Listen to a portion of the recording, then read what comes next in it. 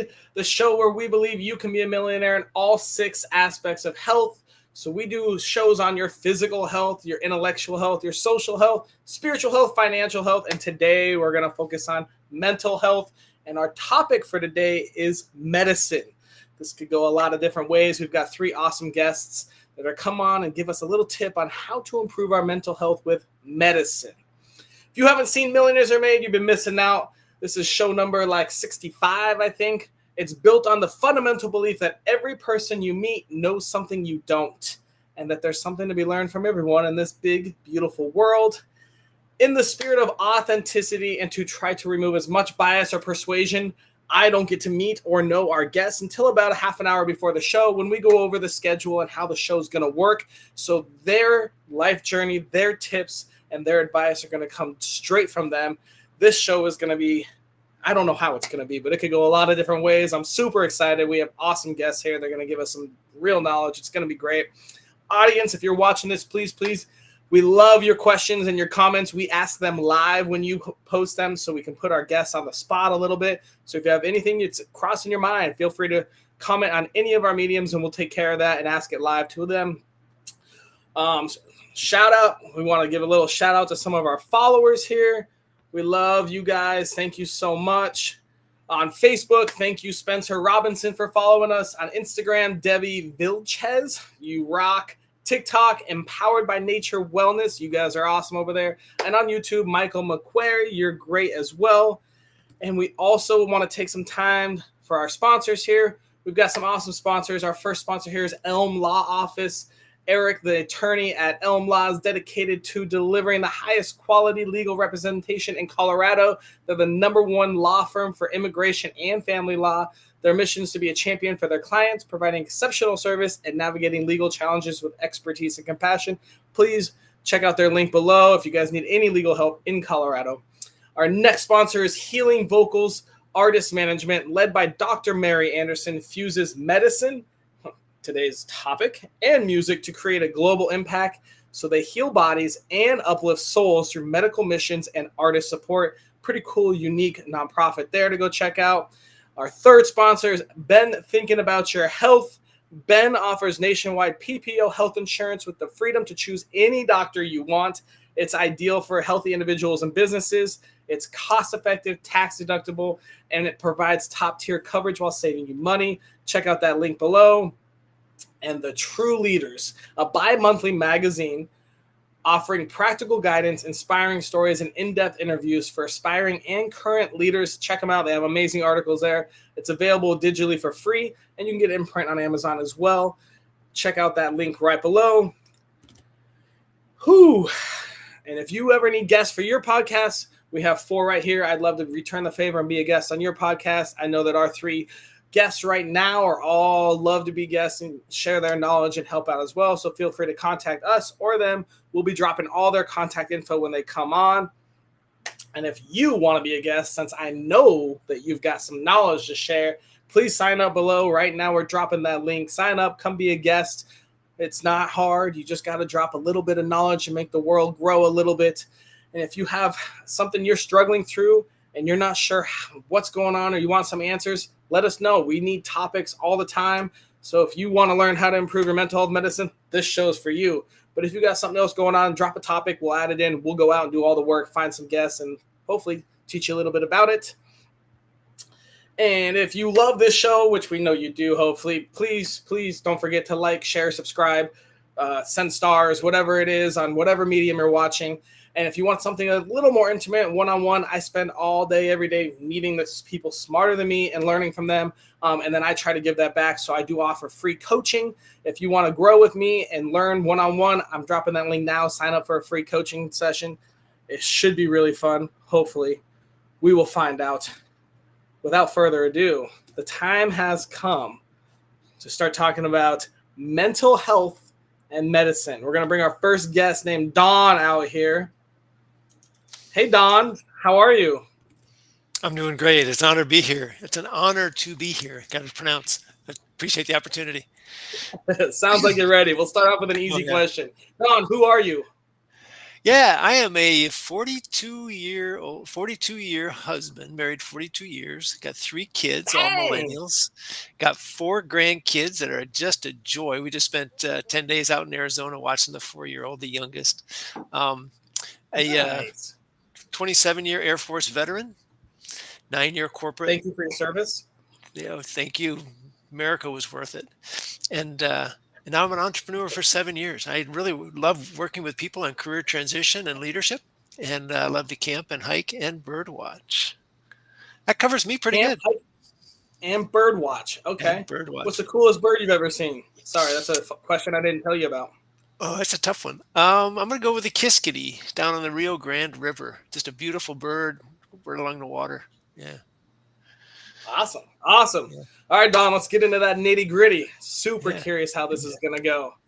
Tell me, if I wanted to improve my mental health with medicine, what simple piece of advice would you give me? The advice is team together with your medical staff. And it sounds like such an easy one. It's like, you got to be kidding, right? But as I work with military, particularly on their career transition, and I've been reading a lot with Brene Brown lately on Daring Greatly. When we're vulnerable with our medical staff, what gets in the way is our shame and our guilt and our culture, right? Think about the Ooh. military. Anytime that you're going to say anything to your doc about a physical pain or a mental pain, that could have ramifications for you getting put on a waiver, and you can't fulfill your military duty. You may get kicked out of the service. So there's a natural tendency, especially in the mental health, to not tell the doctor anything. The doctors will still prescribe something, but when they get it and they start taking it, if they don't agree that this is the right medicine, they'll throw it away and not say anything. So they're literally getting no value out of it, and they struggle through the mental health pain. And my son introduced me to a book called The Invisible Storm with Jason Kander, which gave me a great view of the challenges coming back and getting mental health treatment through the VA. Not just getting the appointment, but it's the sensitivity, it's the understanding. It took him several doctors before he finally got a doctor who could really help him. So I'm really all about that teaming together. A simple example here. This is not mental health, but similar is I got sciatic nerve problem in one leg. I went to the doc and she gave me 300 milligrams of gabapentin.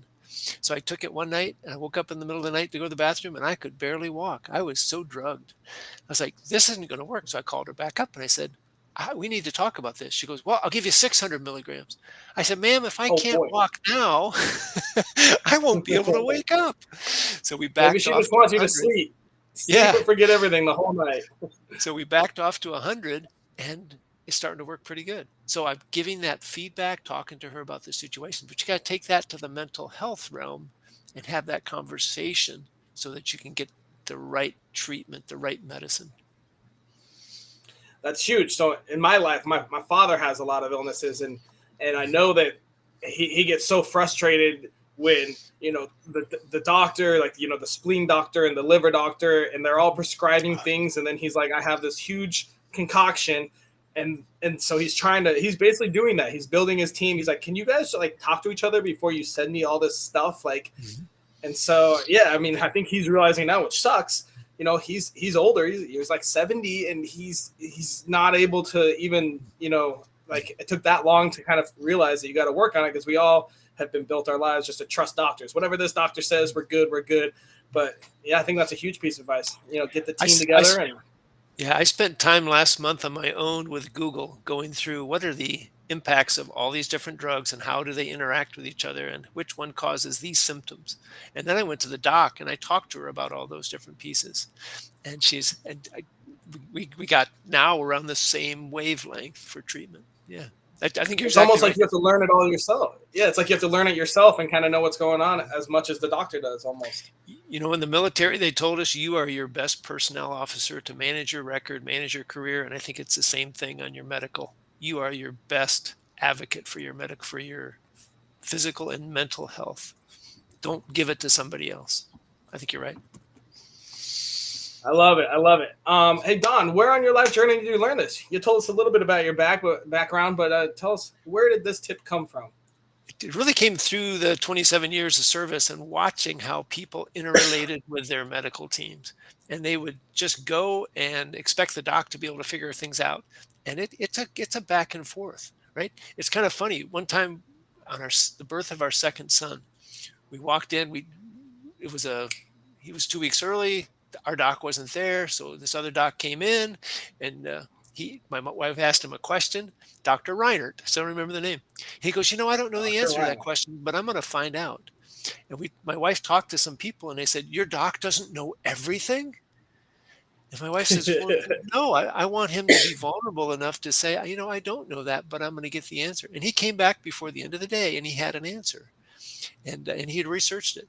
And I think that openness, that teaming together, example after example, that's just a simple one. But as a squadron commander, group commander, I saw people withholding information and not getting the treatment they're looking for, and then being upset about it. So it just, I see it time and time again, especially now when I'm doing career transition coaching with people who are getting out of the service or trying to go between the second and third job. They're just hiding a lot of information, and they're having to deal with that mental pain, the mental challenge. And mental health is such an issue right now. If we can't open up, Yes. this book Daring Greatly by Brene Brown is just blowing my mind open. I listen for about 15-20 minutes every morning working out, and she Repeat talked that book again. Daring Greatly. Daring she's greatly. All right. She's a PhD specialist out of Houston studying vulnerability, and she's really gotten into shame and guilt and why we are not vulnerable. It's powerful, but it so ties right into what we're talking about today. That's awesome. I'll have to go read it. Thank you so much, Don. We're going to move on to our next guest, Samir. Great advice. Hey, Samir, can you tell me who Austin? you are? My name is Samir Dasani. I'm a health coach focusing on mental health based out of South Africa. I've also had a career working in human rights. So I worked 20 years with groups like Amnesty International and so on. And I'm also finishing up a PhD in anthropology here in South Africa. Very cool. So you've done a lot. All right. Well, Samir, I only need one piece of advice, even though we could talk for 17 hours. If I wanted to improve my mental health with medicine, what piece of advice would you give me? I mean, the short story is avoid the medicine. So when we look at the research, there are really two things. When we look at the most prescribed drugs, we have two categories of drugs, right, for mental illness: SSRIs, which are selective serotonin reuptake inhibitors, and TCAs, which is tricyclic antidepressants. And what we find is that there are actually things that are not related to pills that will actually do better for mental health. The two that come to mind are, number one, going on a very high fat, low carb diet. Ketogenic diet has been shown to have better results than a lot of these things. By the way, these drugs were developed to help not with depression, but with people who have epilepsy, right? And the ketogenic diet was also developed to help people who have epilepsy. So you can use a ketogenic diet to get many of the same things. Number two is you can use exercise. Exercise has been shown to be as effective or more effective than both of these classes of drugs in a number of studies. And then I'm just about to write an article, I'm doing some research for it now, on the side effects related with these drugs. So not everyone gets a side effect, but the number of people who get side effects from these drugs is much higher than anyone would think. Like it depends on the specific study, but I see numbers like 20, 25%. Compare that with the number needed to treat. So number needed to treat is how we calculate how many people have to take the drug in order to get a benefit, right? So when you say, okay, maybe 20 people in it, if it's a very good drug, and these are not, most of them are not super good drugs, the NNT may be 20. So that means 20 people have to take it for one person to get benefit. So that means, say 5% of people are getting benefit, whereas 20% of people are getting harm. And that's if it's good. The NNTs on most of these things is much higher, 60, 70, 80. So when you weigh the cost-benefit analysis, you just got to keep that in mind. And one of the side effects with these antidepressants, for example, is depression. And it's a very well-documented side effect. So you're taking an SSRI drug to help with your depression. And one of the side effects that's going to come, and in fact, it comes sooner or later in almost all cases, is that you actually get more depressed. So these are things to be aware of and to look for alternatives to. On that note, so you didn't talk too much about this, but lately I think there's a couple books out on some science about, you said take a drug to treat antidepressant makes you more depressed. And they're starting to realize therapy is almost doing that too. As you're talking more about being depressed, it just makes you stay in your cycle of being depressed. Do you have any thoughts on that? Yeah, I mean, it's a big mixed bag, and I don't want to say talk therapy. There are people who trash talk therapy. I'm not in that camp. But what I will say, and why I prefer coaching to therapy, is that when we're coaching, we're actually talking about, okay, well, how are you going to do what? So, fine, you told me about your trauma. That's good to know. Or I'm going through my trauma. That's important. What am I actually going to do? Either physically, trauma. The brain is not disconnected from the body, and trauma lives in the body as well as in the brain. So there are things we can do, again, getting back to exercise, but also things like TRE, trauma reducing or trauma relieving exercises. I may get the acronym wrong, but it's basically like controlled shaking that can be very effective. There are these tapping exercises that are also very popular these days. So I'm not saying all of these things work for everybody, but I'm just saying, coming to action is super important. And when I look at the psychiatric field and the psychological field, I don't see people, the only action that they're taking is the drugs. And just talking about your trauma is not necessarily taking action to relieve that trauma. And I know your next guest is going to talk a little bit about shamanistic traditions and how the role of sort of relieving trauma in that, which I'm super interested to listen to. But the point is, whether it's these ancient shamanistic traditions or something else, there are things we all can do in the now, even if it's just getting to the gym more, that will help us to relieve that trauma. And I want my clients to do that. If my clients want to use talk therapy as a tool, that's fine, but it's one of several tools. And ideally we get to action to actually deal with those traumas, to actually improve mental health. And cleaning up the diet is a big part of it, man. I'm not going to lie. If we have people who are self-medicating, even self-medicating with things that might be good under other circumstances, like I think there may be a role for marijuana, there may be a role for ketamine, there may be a role for some of these other drugs. I'm not super, I don't have a lot of expertise on those subjects, but I've read some studies which indicate that actually you can do a lot with those drugs, but doing it on your own is probably not a great idea. Maybe some people can do it. I don't want to trash it completely. But self-medicating, for example, with alcohol is definitely not a good idea. So we can say, look, if we can move away from self-medicating and towards working with some kind of having a strategy, at least, you can work with me or another mental health coach, or you can work with someone else, doesn't matter. But you have to at least have a strategy. And that strategy has to be yours, and you have to be moving from point A to point B. And what I feel too often in the psychiatric profession is that we're just going around in circles. And you hear people, in fact, one of my first clients, she had been in therapy since she was 12, and I was talking to her when she was close to 30. And she was like, at the end of 6 weeks with me, she was like, this is the first time I actually feel like I feel different after the 6 weeks of working with someone than I did going in. Like, otherwise I felt exactly the same, which is tragic. I think that I think the psychiatric system is really jerking people around and not giving them the truth. There's too much. I'm allowed to swear on this show, right? It's too much. Oh, too much bullshit. Fuck yeah. Okay, it's too much bullshit and not enough like just getting shit done. Awesome. Hey, Samir, thank you so much. I can't wait to talk to you again in the round robin. But we are going to move on to our next guest, Craig. Thank you again, Samir. Hey, Craig. Hey, Austin. Who are you? Who am I? My name is Craig Sikowski. I'm an author, speaker, and a shaman for myself. I've come to a lot of realizations in my life, and what I've realized is I really didn't know a lot about anything. And I'm glad about the mental health part, because I really believe I spent tens of thousands of hours by myself while I was going through cancer procedures and bunch of surgeries and stuff, and what I've been able to do is alchemize my life into relieving my emotional stress from my past experiences and traumas, and to develop a different story for myself. That's me. We just got a comment saying that you're the mafia. Trust me. Hey, Craig, though, I want to ask you a quick question. If I wanted to improve my mental health with medicine, what piece of advice would you give me? So I would just say, based off my experience, I've been through the mental health, from psychiatrist to psychologist to myself. And what I've done is I've become a shaman for myself. And people say that's kind of arrogant, but all a shaman is somebody that alchemizes. And I've been able to alchemize my life into something that's super for me. Like I tell people, I'm the best at what I do in my world, and people like, what exactly is that? And I was like, get out of this shit here, man. We call it stinking thinking for a reason. So I've been able to do that. Yeah, with I want to share with the world how you can. Everybody's different. Everybody's got a different strategy, but my quirkiness is something that I rely on when I deal with people, because what I touch on is traumatic shit in people's lives.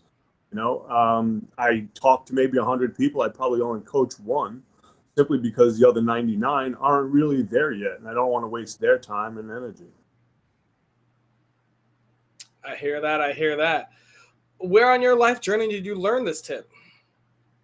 So I've had some great experiences. I've been able to live in the bush of Jamaica, no electricity, no water, see how tough I can be. I've been able to live in Mexico, which I just moved back to last night. I used to live in Hawaii. Nice. Yeah, I used to live in Hawaii. I've seen a lot of things in business. I've been bankrupt, broke, beat up, spit at, anything you can be as an entrepreneur. And I use all of these experiences to help me. What I realized was we all need a little help, right? External help, whatever that might be. And what I really do for myself is just become myself and stop. And everybody wants to, for the most part, have all of these outside influences and thoughts and all of that, when you can just stop whatever it is that you're doing and sit in yourself. It's called the temple for a reason, right? It's the only real estate we can own. And that's my message. That's my mission in this world, is to have people live in a beautiful mansion instead of ghetto. I love it. I love it, Craig. All right, well, we're going to move on to our next part of the show, where we bring Samir and Dom back out.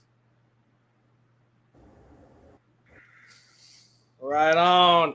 All right, guys. We'll start with Don's tip. Don, can you quickly refresh what your tip was?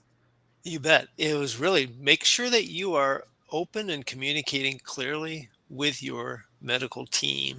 And it should be a team, right? What is the challenges? What's the frustrations? What's the problems? What's the symptoms? And then being open as they do treatment, how that is working, how it's resolving it. And if it's not, make sure that you're back talking to them. So it's truly teaming together with your medical team to make sure you're getting the right treatment. You got to be your own medical team. You got a seat at the table. All right, Samir, what are your thoughts on that tip? 100%, man. You are your own medical team. The people around you, and we feel so dicked over by the system, especially in the US. People they feel like the doctor's saying this, so I got to do that. No, the doctor's saying that, so understand what they're saying and why are they saying that, and why is it difficult for you. So I think communication is key, and I think John's really hit the nail on the head. So 100% for me. Craig, what are your thoughts on Don's tip? I agree to a certain level. Like, I've been a part of this medical system, and what I've realized is the front doesn't know what the back is talking about. I've had many procedures and surgeries as a 9/11 respondent to the World Trade Center that has literally tried to kill me a dozen times. And the industry that we talk about, and Emory is one of the best medical industries in the planet, pretty much, from what I've been told. And I've just ran into so many obstacles. So I'll understand the team part, but for me, it's all about here for ourselves. Samir, can you quickly refresh what your tip was for us? Yeah, it was. I tried to sneak in too. So use ketogenic diets and or exercise before you hit the standard pharmaceutical drugs. That's the main tip. All right, Craig, what are your thoughts on that tip? 100%. Ever since I started having more protein and less carbs in my life, a lot of things have changed. I agree with that too. Protein is everything. Don, what are your thoughts on Samir's tip? 100% agree. I've had a lot of back problems over the years, and working in chiropractic and working other things. But lately, I've gotten into yoga, and just stretching it in different ways. And boy, my pain has gone way down, and my chiropractic need has gone way down.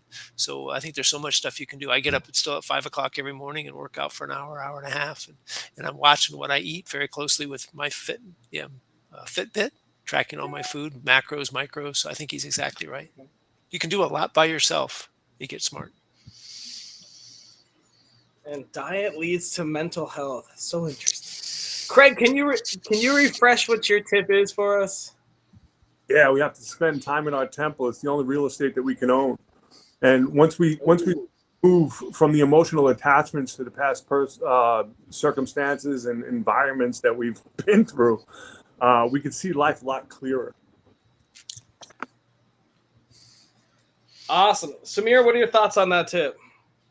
Yeah, good. I mean, my only friendly amendment, as we would say, is the whole. It's not just this that's the temple. The whole thing's the temple. So what I would say is, you can do a lot in the head, but sometimes we got to get out of our head and just feel whatever that, sometimes the emotional, sometimes the trauma, sometimes the blockage is in our gut, sometimes it's in our heart, sometimes it's other places, and we got to be able to communicate with those places to really do it. But definitely the hard work is work that we have to do internally. There's no question about that. That's 100% right. So how do you know where head versus gut versus where? How do you know that, Samir? How can you find out? Yeah, man, you just gotta. It's in the beginning, like when one is just beginning this journey, I can understand how you could even ask that question. But for those of us who walk this path, you sit down for a second and you know where the pain was, or you experience something, you meet with a certain healer or a certain trauma, and you sort of feel your gut unwind. And it's related to, in my particular case, it's related to a trauma that happened when I was 8 years old, when my house burned down in a suburb in Northern Virginia, in the suburbs of Washington, D.C. Yeah. So it's my particular story. And for me, the blocker wasn't in the head. For me, the blocker, I was too much in my head. The blockers were really that I wasn't letting my body go through the emotional trauma that it had to deal with from something that happened 30 or 40 years ago in the 1980s. Right.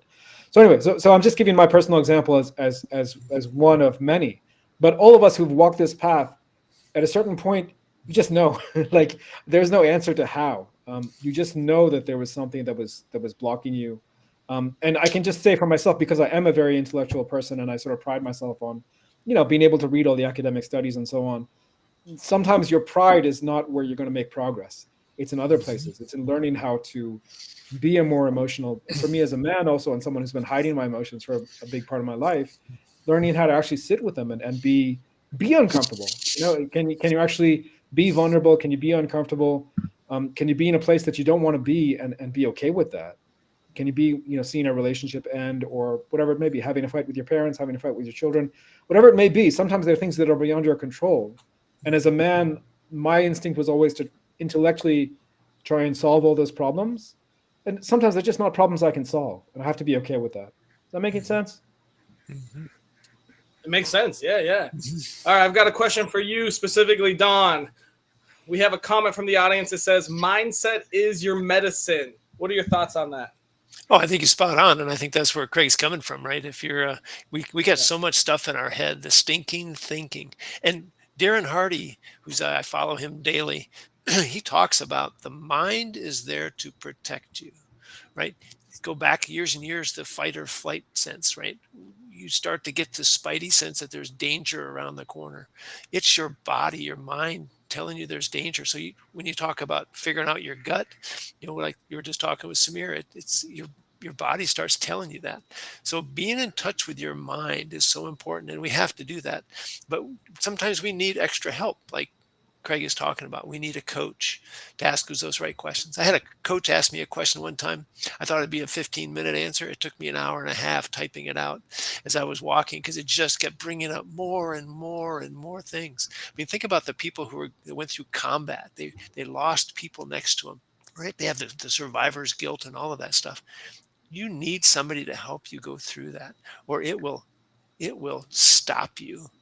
Guilt and shame, ego, pride, all of those things get in our way, but they're there to protect us, but we just don't know how to deal with them. We need to learn that. And no, I did not fly aircraft. That was another question.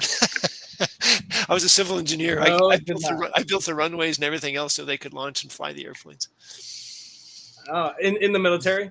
In the military, 27 years. All around. Very cool. All right, guys. We are at our last little bit here. Let's come up with our daily challenge. So it's a task that has to take less than 5 minutes a day. It has to cost $0. So it's available to everyone in the world from Kamchatka down to Bolivia. Ideas, thoughts? I got one, and this is I've been working on with some other people, but ask yourself 3 questions. All it takes is a pen and a piece of paper. What went right? What went wrong? What can I do differently? And I think it applies to all 3 of us. What went right in my mental health today? What didn't go right? What can I do differently? And when you start taking action, you will start changing things. I like that. That's simple. It makes you think. Samir, what do you think about that? I love it. I'm into it. I mean, I was going to say, even something less structured, like just trying to focus on the breath for 5 minutes a day would be a fantastic entry point as well. But I like it. Some journaling with some guided journaling sounds great. Sounds great to me. Craig, how do you feel about that? 100%. Take a piece of paper, right? Put a line down the middle. Pros and cons of your life. Put all the pros down. Put all the cons down. Then you cut the paper in half. Take the cons and you burn them.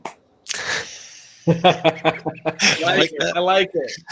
Mm-hmm. All right, so let's take all these together then. Let's write down the 3 questions, right? And then we'll take like 5 deep. Let's do 5 deep breaths first, right? Kind of center yourself and get ready. And then let's write down those 3 questions. And then I say we burn. I say we burn the what went wrong. How do you guys feel about that?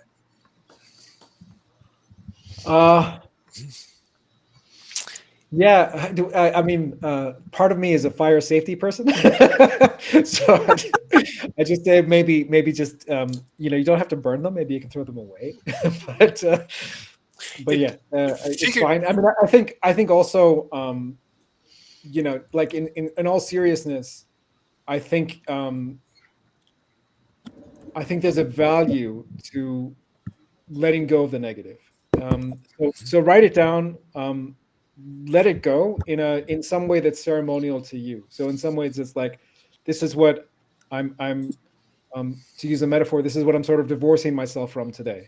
I'm committing not to do these things again, right? So I think it's part of also how we transform, is to understand the parts of our personality that maybe we want to improve, or that we want to be less attached to, or whatever it may be, and be willing to sort of let those go in some symbolic way. If you have access to a safe fire, by all means burn them, but you could just throw them away too. Yep. Burn or throw away, either way. All right.